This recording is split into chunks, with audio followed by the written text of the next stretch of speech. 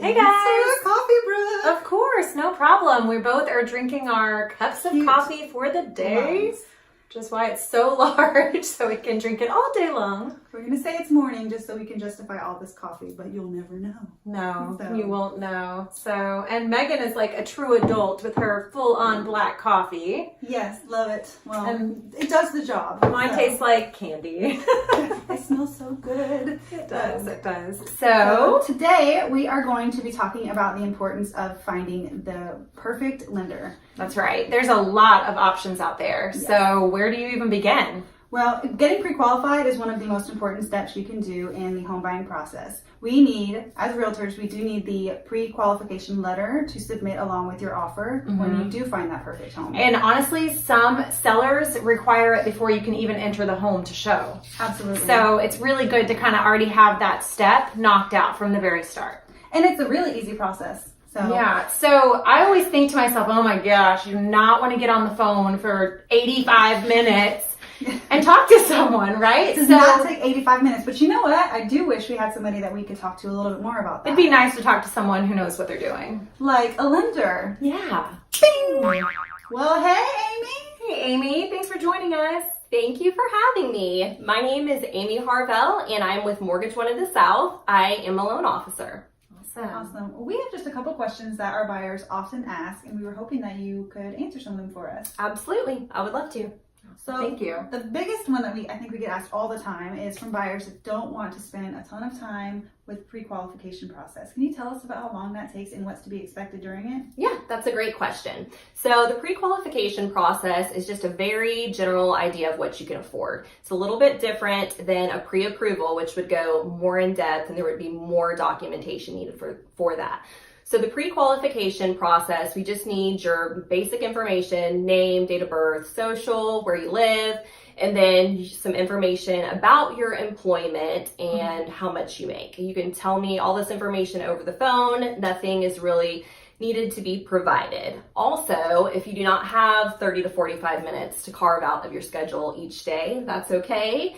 You can go right online and fill out the pre-qualification process right on our website.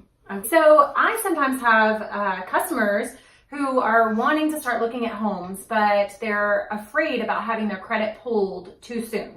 So how does that work? Do they need to go ahead and get it done right away, or what do you recommend? Yes, absolutely. You want to get that done just because you want to know how much you can afford. You don't want to spend a bunch of time looking at houses that are ultimately out of your price range.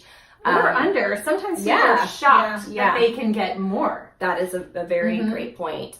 The credit report is good for 90 days, and I did reach out to our credit company just because so many borrowers do want to know, how is this going to affect my credit? Right. And what they said is that hard inquiry, the initial pull, only affects your credit by less than 5 points. Okay. So good to know. So wait, really quickly though, if they contact more than one lender, are they getting pulled each time? Does that affect it by 5 points every time? So the general rule of thumb is that there is a 2-week window from that initial pull that if you want to shop around, shop lenders, as long as you're in that 2-week window, then it's not going to affect your credit. Now, if you go outside that 2-week window and you start having them pull your credit, then yes, that is going to affect your credit. Right. You bring up a really good point because you always want to make sure you're getting a couple different quotes from lenders because interest rates now can vary so widely. Yeah, not just interest rates. I mean, it's just like realtors. There's not one size fits all. You know, you want to make sure that your lender is a professional, that they are very experienced in the industry. You do want to compare rates, also the product type, and see what each one has to offer.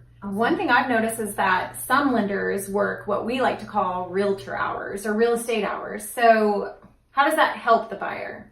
Well, there are some companies, I'm not going to name them, but some, you know, they don't work after hours, they don't work weekends. And just like you ladies, it's not a 9 to 5. No. I know that I am available anytime, especially weekends and after 5 o'clock, because that's when the buyers typically are available. Well, and sometimes they're in other countries. Yeah. So syncing schedules can be really important. Yeah. And we need someone who's flexible. Yep. So you want to make sure that your lender is responsive to you and that there's not like a 48-hour turnaround time for a simple question.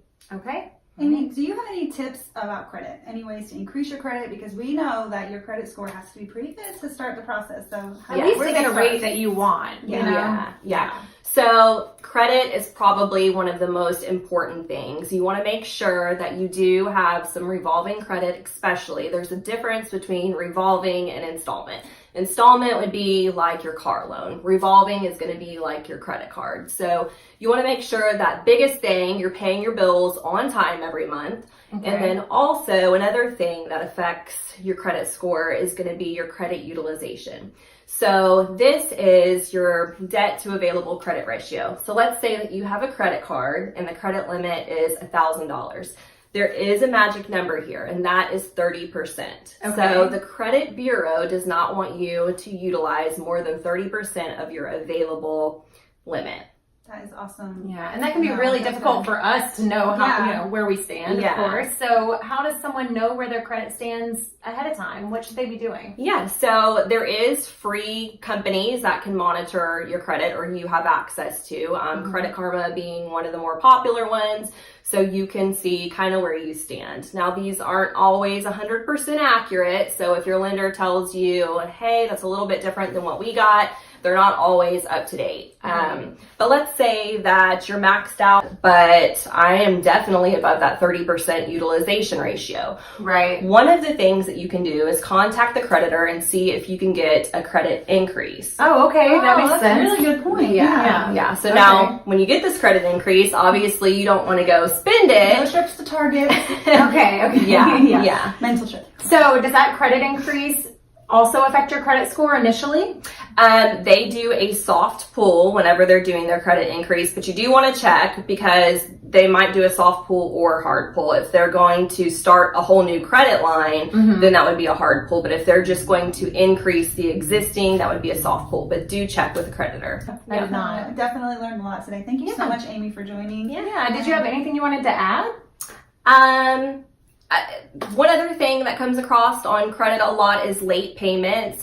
This is what I get, well, I have a late payment. How do I get around it? Right. A lot of people don't know that you can actually contact the creditor and ask them to remove that late payment. It's called a goodwill adjustment. And if they give you pushback on that and they say, hey, we're not going to do that, sometimes they'll negotiate. So you can say, hey, I did have this late payment, but I will set up auto pay so you know that you're getting paid every month. Yeah. Will you please remove it? And they will. Okay, so if you've kind of got a good trend up to that point, you made a mistake or maybe went out of town and forgot to set things up before you went, you paid late. If that's not your everyday go-to issue, then maybe they'll show you some grace. Yep, that would be it. Awesome. Wow. Well, thank you so much. We appreciate all that information. Yeah, We have thanks, enjoyed having you here with us. Thank you, With our you. coffees. This has been a really great morning. So Yes. again, if you guys have any questions, anything Linda related, we will post her info in the video. Yep. And of course, anything real estate, you can always reach out to us. Absolutely. We look forward to hearing from you guys. Have a great day. Bye. Bye.